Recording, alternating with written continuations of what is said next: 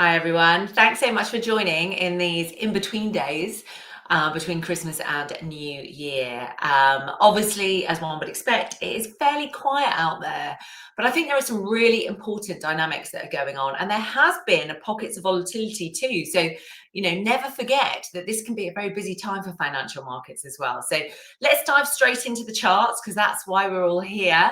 I'm starting with my World Equity Index. This is European stocks where my pointers are here. Obviously, they're open.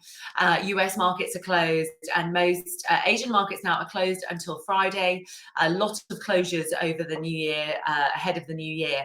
But European markets are open and they are in the green. As you can see, some decent gains for Euro Stoxx 50, likewise for the FTSE 100 as well. Those two are leading the way higher, largely because defense stocks are back on the horizon. Now, defense stocks, we're talking Rheinmetall in Germany, we're talking Rolls-Royce in the UK, BAE Systems in the UK. They've seen a bit of a spurt today because of the failure to progress in the Ukraine and Russia peace talks. Now, what we've been talking about actually in recent days is that even if there is a peace deal between Russia and Ukraine, if you look at the language being used from the Ukrainian side, they're talking a lot about the financial commitment the US and the international community will have to make, just essentially to act as a deterrent against President Putin doing this again, or ignoring sovereign borders in the future. So for us, what that means from an investment perspective is that that's good news for European defense stocks. That's been a really important driver of European stocks this year, and we think it will continue to be so. Now, the other theme that is making the rounds, you might have seen it if you look at social media, there's a lot talking about the fact that the MSCI World Index, if you exclude the US, has risen by nearly 30% so far this year, compared to a 17% gain, as you can see with my pointer here, for the S&P 500 year to date. Well, pretty much we can say for the whole of 2025. Now, that means that the MSCI World ex-US Index has outperformed the S&P 500 by the widest margin since 2009. Going back to 2009, we were just coming out of the financial crisis and the subprime credit meltdown. So it really suggests something important is going on. Now, we think that that is a lot to do with valuations. The US stocks during that time, the US tech stocks have surged in valuations. We've got multiple big tech firms now that are in the $1 trillion club. Just this year, we've seen Eli Lilly, we've seen Tesla, and we've seen Broadcom join the $1 trillion club. And we've also got the biggest US tech firms are now worth a collective $21 trillion. So just because the S&P 500 hasn't performed at the same rate as the MSCI World ex-US Index doesn't mean that these companies aren't getting bigger and bigger and more important.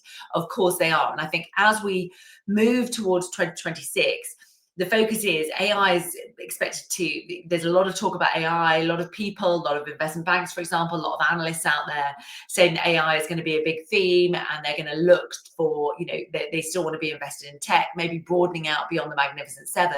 I mean, that doesn't mean that this is going to, valuation concerns are going to go away.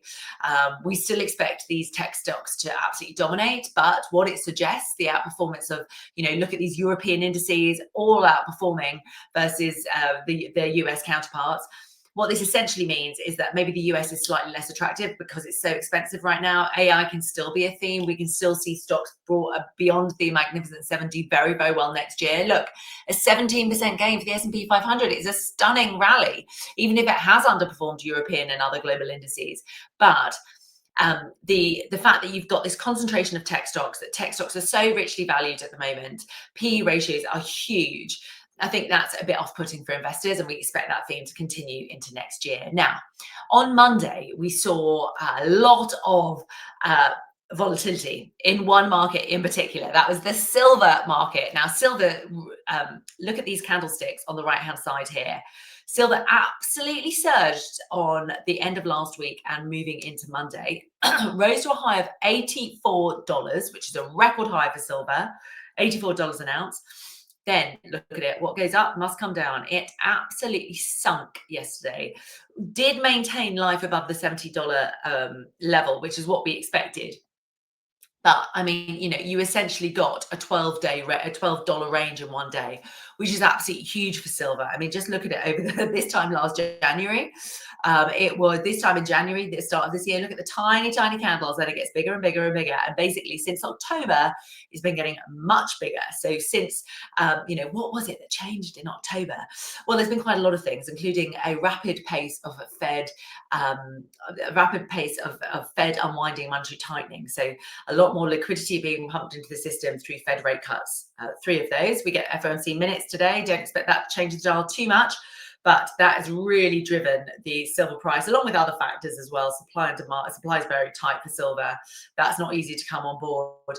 But it does suggest that maybe we'd gone too far, too fast. We'd had almost this parabolic rally in December where it had gone from $60 all the way to, the 84 yesterday. That was too far, too fast. There was a lot of speculation on X. There were concerns about China stockpiling. Now, Elon Musk even got involved, or maybe that is a sign of the top of the market. Now, we don't think that we are going to crash through the floor, or we're even going to get to the 50-day moving average, which comes in at $56. But it does suggest that maybe there'd been a bit of dislocation, which does tend to happen in these low liquidity days between Christmas and New Year, and we really saw that in silver. So today we are seeing a bit of a comeback, currently trading at $74 an ounce. So we are up about 3%. So we're seeing a lot of volatility in one market. Let's just take a look at the overall commodity space. I'll just let this come up in a moment. Yes, here we go. So we're seeing small gains, obviously big gains for silver, big-ish gain, just under 1% there for gold. Gold comfortably above 4,300. Sorry, and we're also seeing small gains as well for Brent crude and WTI crude as well. So both of those now above, Brent crude back above $62 per barrel. Remember last week, it was last week. Maybe no, sorry, it was 2 weeks ago. It slid below that $60 a barrel level. Now it seems to be coming back. One thing we would point out though, look at the disparity. The metal space registering year-to-date gains. I mean, decent gains there. Look, copper, 39%, best gains in, a number of years, number of decades even. Some of the other more industrial ones, slightly less solid gains. But look at this, 66% gain for gold, 157% gain for silver. And then look at what we're doing with oil. Oil down 18% and 16% for crude year to date. So we're seeing a real outperformance with the metals outperforming the likes of oil. Now, why is that? That's because of supply demand. That's because of OPEC. That's because of having a cartel control the supply side of oil does mess with the price. So they've been increasing their supply to allow their member states to produce as much and obviously get that revenue. Whereas with the metals, it's a pure kind of it's a pure industrial and speculative play. Speculative play for gold, but very industrial for the likes of copper, for the likes of silver as well. Those industrial metals have been in demand because we are seeing this kind of AI revolution, if you like. It needs copper because it needs electricity. Silver also important for AI chips. So they're the metals that people are really getting into, but it's having an overall effect on in the industrial space, even if it's not so linked to AI like aluminium, for example. But that's that whole new industrial phase that we're seen to be moving into as we get through this decade is really having a big impact here now on the metal space, and we are seeing a lot of divergence between what's going on with energy and what's going on with metals. So commodities, they're not moving in one block. Now let's take a quick look at currencies as well.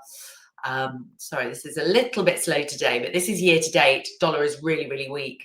This is the dollar against its G10 counterparts. As you can see the Swedish krona, the Swiss franc, and the euro are leading gains against the dollar so far this year, with the euro up 13%. The pound is also not doing badly, up 7.9%, so just under 8% there.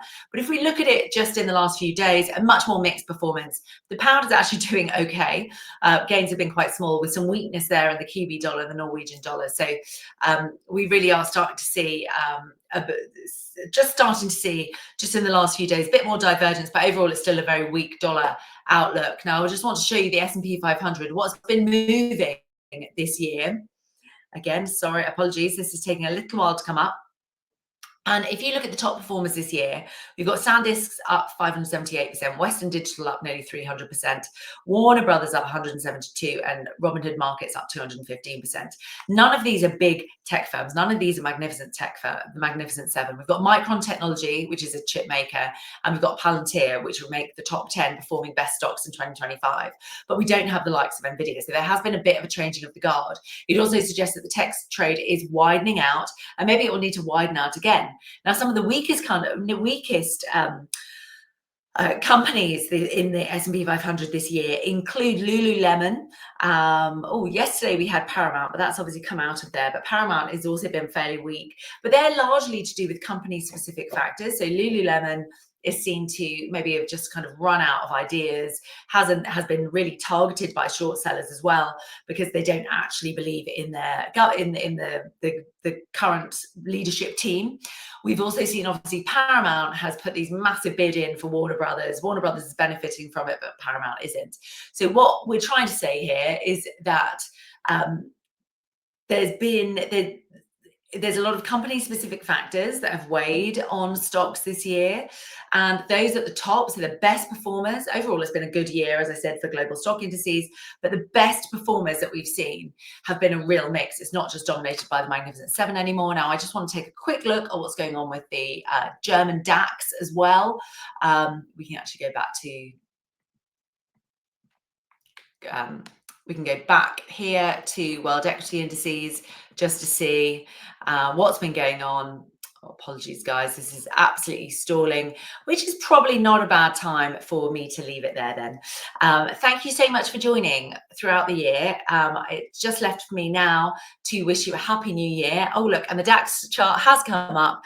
The DAX has done really, really well, but it's been led by those defense stocks, as I mentioned. But thank you so much for joining this year, and I look forward to lots more of these in 2026.